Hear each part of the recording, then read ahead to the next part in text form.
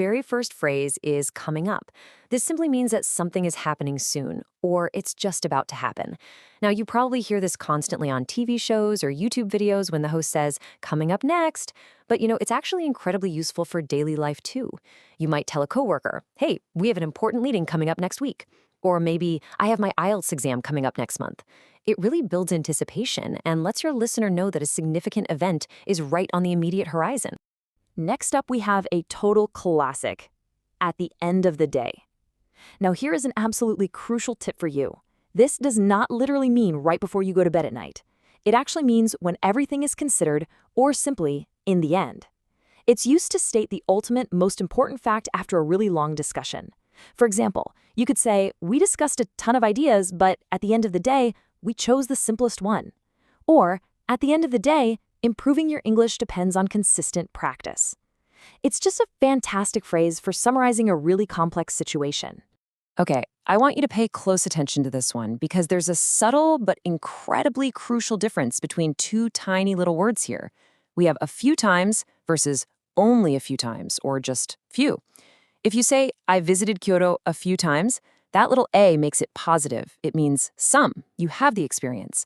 But if you say, I have few friends in the city, or I've taken a practice test only a few times, you're actually emphasizing a negative reality, meaning almost none. Literally, that tiny letter A completely changes the entire mood of your sentence. Moving right along to section 2, sharing your opinions. Express yourself. First up in this section is the phrase, to be honest. As you might guess, this simply means speaking honestly. You typically use it to slightly soften a negative opinion, like, to be honest, I didn't really enjoy the movie. Or maybe, to be honest, I find Ielts writing way more difficult than speaking. But I have to give you a critical warning here. Please do not overuse this. It's a supernatural phrase, sure, but if you preface literally every sentence with, to be honest, your listener might subconsciously start wondering if you aren't usually an honest person. So use it strategically for genuine, vulnerable truth. All right, another crucial piece of our conversational toolkit is it depends on. We use this when an answer isn't just a simple yes or no, but it actually changes according to something else. Notice the common patterns here. It depends on the weather, it depends on your goals, it depends on the situation. So if someone asks if you want to eat out tonight, you could say, well, it depends on my schedule. Or for you test takers out there, my score depends on how well I manage my time. It perfectly shows that you're thinking critically about all the variables at play. Now picture this. Imagine a friend runs up to you and says, I passed my driving test, or I finally reached band 7. The absolute best, most natural native response you can give is, I'm so happy to hear that. It's just such a warm, enthusiastic way to share in someone else's joy. It immediately builds a rapport and shows the other person that you are actively, genuinely engaged in their good news. Okay, time for a quick insider pro tip. The phrase is, I know so many people who. This simply means I know many people that do a certain thing.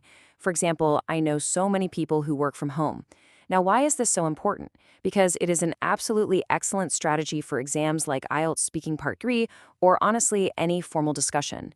It allows you to naturally support your own personal opinion with a much broader general observation, which makes your argument sound so much stronger and way more native. All right, let's shift gears to section 3, traits and outcomes, results and personalities. Let's focus on the phrase by nature. This means naturally or because of someone's innate personality. For example, she's quiet by nature, or cats are curious by nature. You could even say, I'm by nature a careful person, so I always double-check my writing. Now, the huge warning here is please do not confuse this with in nature. In nature refers to the literal natural world, like trees, rivers, and bugs. If you say, my friend is quiet in nature, it kind of sounds like your friend is only quiet when they go camping out in the forest. So keep those two completely separate. Here is a fantastic phrase to instantly upgrade your vocabulary. Completely different. It simply means not similar at all. Adding that word completely makes this a much stronger, much more vivid alternative to just saying different. For example, their personalities are completely different, or speaking English with friends is completely different from taking an exam.